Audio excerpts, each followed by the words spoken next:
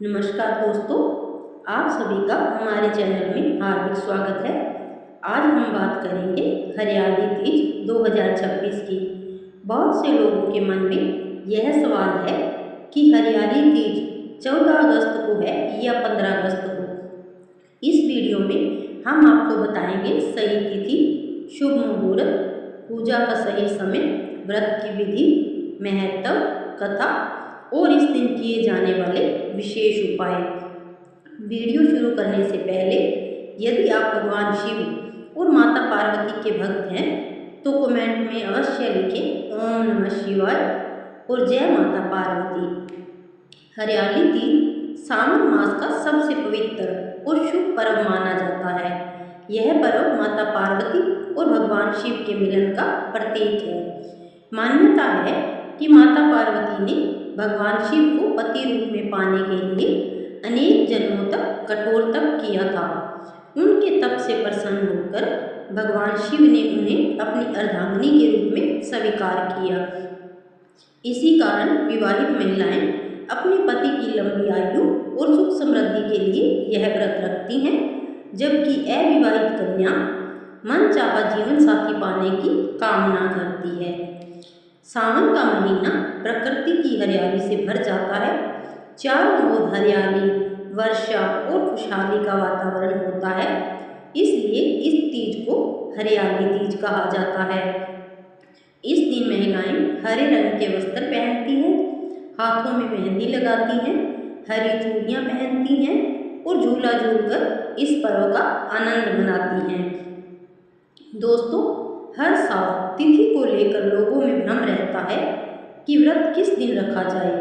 इस वर्ष पंचांग के अनुसार हरियाली तीज की सही तिथि वही मानी जाएगी जिस दिन तृतीय तिथि उदय काल में रहे।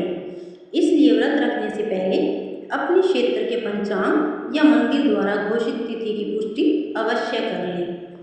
इस दिन प्रातः स्नान करके भगवान शिव और माता पार्वती की पूजा करनी चाहिए। यदि संभव हो तो प्रदोष काल में भी पूजा कर सकते हैं। इस समय की गई पूजा विशेष फलदायी मानी जाती है। अब जानते हैं पूजा सामग्री क्या होती है। भगवान शिव और माता पार्वती की प्रतिमा या चित्र, बेलपत्र, धतूरा, अक्षत, रोली, हल्दी, चंदन, फल, मिठाई, हरी चूड़ियाँ, मेहंदी, लाल या हरे फूल, दीपक और धूप। अब जानते हैं पूजा विधि। सुबह ब्रह्म मुहूर्त में उठकर स्नान करें, स्वच्छ वस्त्र पहनें, यदि संभव हो तो हरे रंग के वस्त्र धारण करें, पूजा स्थान को साफ करें, भगवान शिव और माता पार्वती की प्रतिमा स्थापित करें, दीपक जलाएं, जल, दूध और गंगा जल से भगवान शिव का अभिषेक करें, बेलपत्र अर्पित करें, माता पार्वती को श्रृंगार सामग्री अर्पित करें।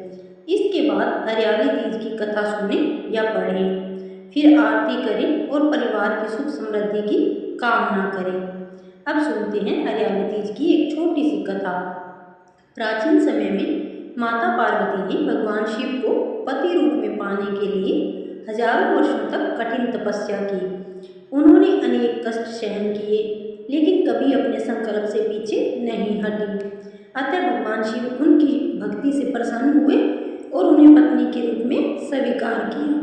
तभी से हरियाली तीज का व्रत महिलाओं के लिए अत्यंत शुभ माना जाता है।